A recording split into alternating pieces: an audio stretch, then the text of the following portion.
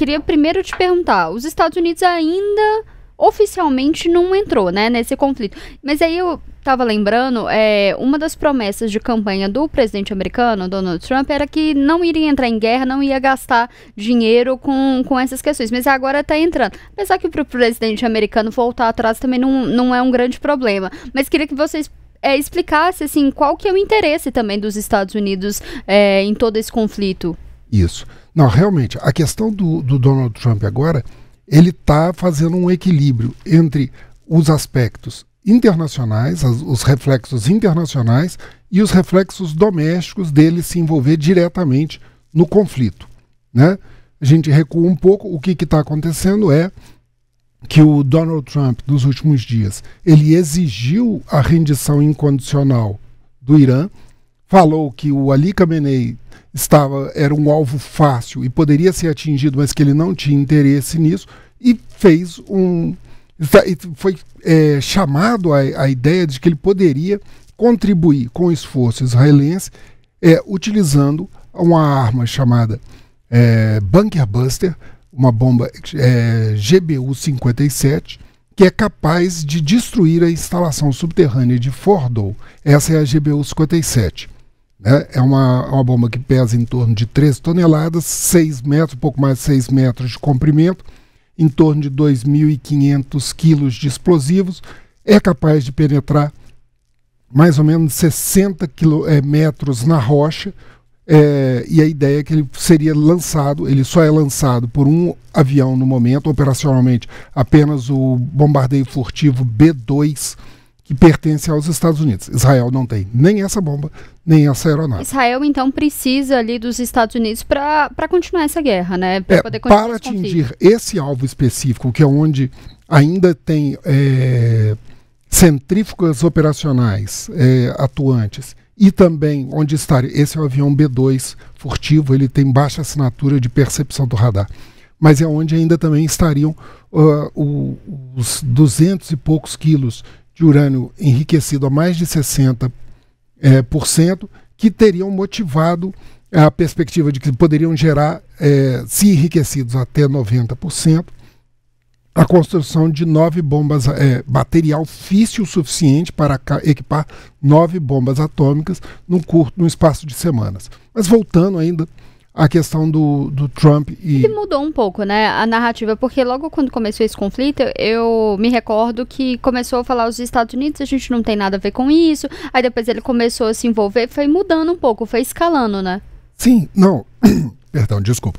Ele viu o sucesso inicial das propostas de cessar fogo na Ucrânia e em Gaza, e ele começou a tomar gosto pelas relações internacionais. Mas a campanha dele, e ele se elegeu, e no primeiro dia ele afirmou que ele não se envolveria em guerras, né? Essas guerras, tanto a guerra em Gaza quanto na Ucrânia, ele sempre falou que eram guerras do Biden, não dele, e ele não se envolveria com isso. Porque também fala muito ali da questão do dinheiro gasto, né? E nessas operações. É muito caro, é muito caro, tanto financeiramente quanto politicamente. E essa movimentação dele internamente já está gerando reflexos negativos. O movimento MAGA, né, Make America Great Again, já se dividiu em relação a isso. O apresentador de TV, Tucker Carlson, que é um grande influenciador e uma grande liderança da direita americana, né, ele é muito ouvido e faz entrevistas que são muito polêmicas. Ele criticou duramente a possibilidade de os Estados Unidos se envolverem numa guerra no Irã, né? Ele cobrou o Donald Trump de não se envolver, e ele disse que ele não considera o Irã inimigo dele, ele não quer ele quer ter a liberdade de viver num país em paz, e cobrou as promessas.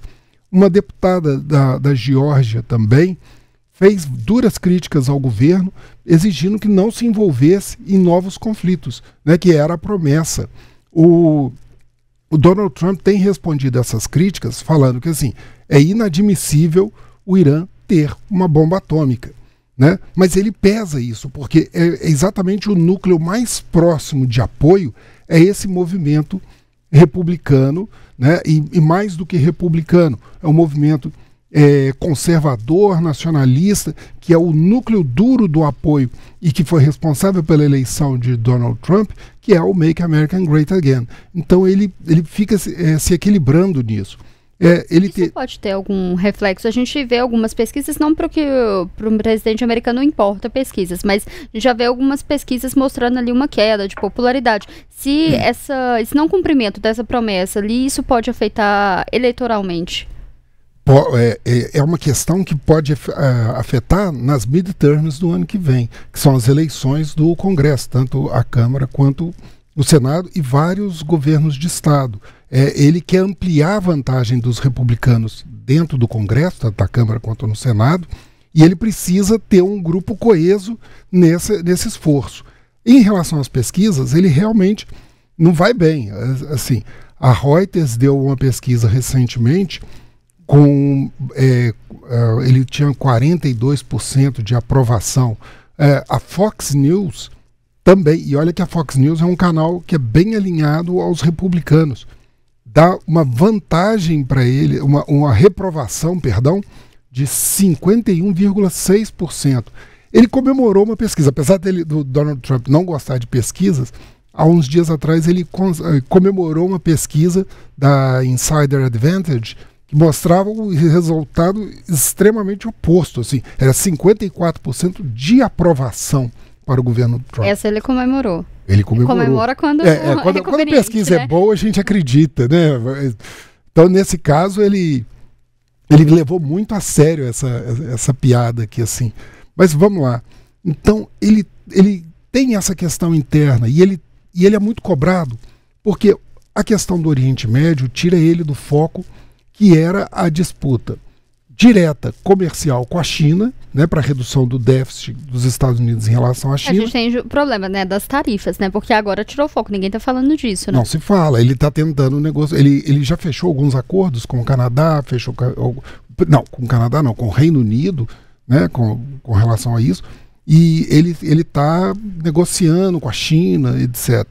E a gente tinha também a gente falou bastante isso aqui, o Fred também falou bastante, que tinha ali os conflitos ali de protestos da imigração também, que era uma outra coisa que estava pesando, né? Exatamente, é o segundo foco dele. Ele foi eleito, o inimigo que o Donald Trump escolheu para ele não era um inimigo externo, assim, de conflitos, como foi a questão do Afeganistão no passado, como foi a questão da Ucrânia, Gaza. Ele escolheu a proteção das fronteiras e ele falou que o inimigo dos Estados Unidos estava na fronteira durante a campanha, né, e escolheu o déficit comercial com a China. E essa questão agora de se envolver com o Oriente Médio coloca ele numa situação muito complicada. Agora, ele pesa um segundo problema também, que é o risco do envolvimento regional. Os Estados Unidos, ele não pode ser atingido por mísseis iranianos. O Irã não possui mísseis com essa capacidade intercontinental. Mas ele tem aliados na região e ele tem em torno de 50 mil soldados espalhados em bases nos Emirados Árabes, no Bahrein, na Arábia Saudita, na Jordânia, no Iraque. Então, na região ali tem, e há o risco deles serem atingidos por esses ataques. Então, eu ia perguntar justamente isso. Qual que é o interesse ali dos Estados Unidos nessa região? E é importante a gente lembrar que existe uma aliança que não é de hoje, é uma aliança já antiga entre Estados Unidos e Israel também, né? Isso. Israel tem como seu principal financiador de ajuda internacional os Estados Unidos, tanto militar quanto para desenvolvimento tecnológico, financeiro, etc. Então, o que acontece? Primeiro, ele tem esse compromisso histórico com Israel. Segundo, a comunidade judaica nos Estados Unidos é uma comunidade muito influente, tanto no financiamento eleitoral quanto no lobby dentro do legislativo. Então, ele também dialoga muito com essa questão para não se indispor com esse grupo nos Estados Unidos. Terceiro ponto que é muito importante para os Estados Unidos. Aquela região ali fica entre dois corredores navais extremamente importantes. De um lado, o Golfo Pérsico, com a saída do Estreito de Hormuz, por onde passa 1/5 da produção do petróleo comercializado em todo o mundo, né? e o Estreito de Hormuz, em um lado dele, fica sob controle do Irã, e é uma faixa que no seu ponto mais estreito ali fica em torno de 50 quilômetros, não é uma faixa muito estreita, que facilmente controlável militarmente desse ponto de vista. Do outro lado você tem o Mar Vermelho, né, que é o acesso para o Canal de Suez no Egito, que é por onde também é escoado, é o caminho mais rápido para o comércio internacional naval entre a China e a Europa, né? Então tudo isso é levado em conta. Fora as reservas minerais, principalmente de petróleo na região, que tendem quanto maior oferta, ela tende a impactar o preço internacional. Os Estados Unidos hoje são autossuficientes em petróleo. Com a produção que eles têm, tanto na região ao sul do país, quanto nas reservas do Alasca, tornam os Estados Unidos autossuficientes. Mas ele pode ser impactado pelo preço, né? Então, tem vários fatores que tornam a região muito preocupante do ponto de vista dos interesses nacionais dos Estados Unidos. O Joel até fez uma pergunta aqui, você explicou dos interesses, mas ele perguntou se essa questão ali da participação pode ser considerada ali uma cortina de fumaça ou não por conta desses outros conflitos. É a pergunta do Joel, e aí eu já convido também você que está aqui nos acompanhando a votar na nossa enquete, e se tiver, deixar seu comentário aqui também.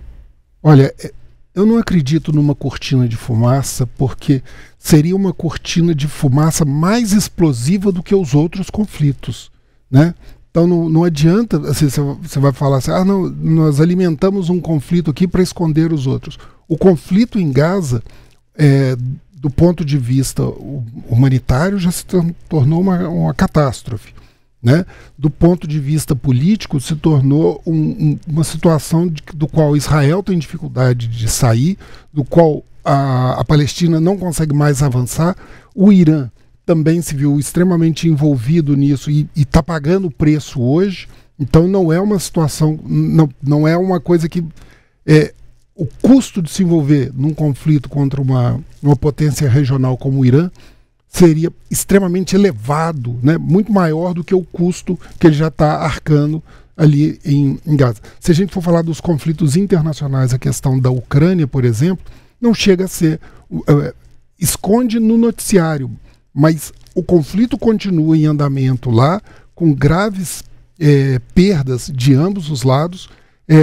Houve uma referência ao conflito recentemente, uma vez que Vladimir Putin se ofereceu para ser o mediador do conflito entre o Irã e Israel, e o Donald Trump chegou e falou assim, não, vai mediar o seu conflito primeiro, depois... Resolve o seu problema, que você não está conseguindo nem resolver ali, não cuida dele. E que é um problema grave, com implicações para a Europa, né, tanto energéticas quanto de segurança.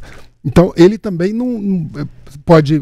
Hoje a gente está falando menos da Ucrânia no noticiário, mas o conflito em si não deixou de existir e continuam acontecendo vários ataques de mísseis e drones, né, além de combates em terra na fronteira entre os dois países. A gente tinha até falado aqui essa semana, quando o Levi participou lá de Brasília, ele estava falando ali do encontro do G7, com o Lula no G7, e tinha até uma expectativa, né, do Zelensky em trazer à tona esse conflito, mas que por conta disso tudo que está acontecendo ali, Israel e Irã acabou ficando em segundo plano. Mas eu queria te perguntar, Fred, porque você falou assim que o presidente americano tem tomado gosto ali sobre essas questões internacionais. Ele tem tido sucesso no que ele tem se proposto a fazer? Olha, inicialmente sim, mas o conflito tem dinâmicas que acabam tendo repercussões que são imprevisíveis, né? Ele conseguiu 2 acordos iniciais, né? Vamos dar uma parte do sucesso para ele realmente no acordo de Gaza, que foi assinado antes dele assumir, mas houve um papel significativo do emissário, né, o Steve Witkoff, que ele pressionou os aliados dele de negócios. Ele é um grande empreendedor imobiliário nos Estados Unidos. Ele pressionou seus aliados, né, seus parceiros na região do Catar, que conseguiram criar um ambiente de negociação que permitiu o cessar-fogo inicial entre o Hamas e Israel em Gaza. Um cessar-fogo que durou muito pouco tempo e depois voltou a ter um conflito ali muito grande, né? Então, foi um sucesso inicial. O Trump também conseguiu um sucesso inicial ao fazer um acordo com relação às terras raras com a Ucrânia, né? Mas ele não teve sucesso em levar uma negociação que envolvesse a Rússia e a Ucrânia ao mesmo tempo para a cessação definitiva dos conflitos, né? Ou um cessar-fogo de longo prazo. Então, é uma situação que ele consegue ter trunfos para ele poder acedar, mas não são trunfos permanentes. Fred, eu queria trazer um comentário aqui que está no nosso chat, porque quando você falou assim dessa possibilidade, pelo menos a intenção do Putin mediar esse conflito, o Caio até perguntou, como assim o Putin mediar esse conflito? O pessoal está pedindo para poder explicar um pouco mais, e aí eu já queria aproveitar e agradecer a participação do Joel, do Paulo César e o Caio, que não entendeu muito bem como que seria essa participação do Putin. Caio, ele tem interesses diretos na região. Realmente causa estranhamento um país que está envolvido numa guerra se oferecer para ser um mediador de paz numa outra região. Mas vamos resgatar algumas informações com relação ao conflito da Ucrânia. Putin e Ali Khamenei fizeram um acordo de aliança justamente para que Putin tivesse a continuidade do fornecimento de drones Shahed, que são drones usados muito contra alvos na Ucrânia. São drones de longo alcance, né? Existe até, em função desse acordo, uma fábrica de drones Shahed já na Rússia, né? E com o início das sanções, desde 2014, quando a Rússia invadiu a Crimeia, houve congelamento de ativos russos e um esfriamento das relações da Rússia, tanto com os Estados Unidos quanto com a União Europeia. E a Rússia procurou novos parceiros comerciais e militares. Um dos parceiros que ele encontrou nesse caminho foi exatamente o Irã, e do qual eles traçaram alguns acordos de colaboração militar. Então, isso foi muito importante. Então, o Putin ele tem interesse em proteger o parceiro dele regional. Por isso que o Trump chegou e falou assim, não, cuida do seu conflito primeiro, porque o Trump tem uma preocupação muito direta com o parceiro dele, que é Israel. Então não caberia uma intermediação nesse sentido por parte da Rússia. Então, por isso que o Putin se voluntariou porque ele queria proteger um parceiro militar e comercial dele.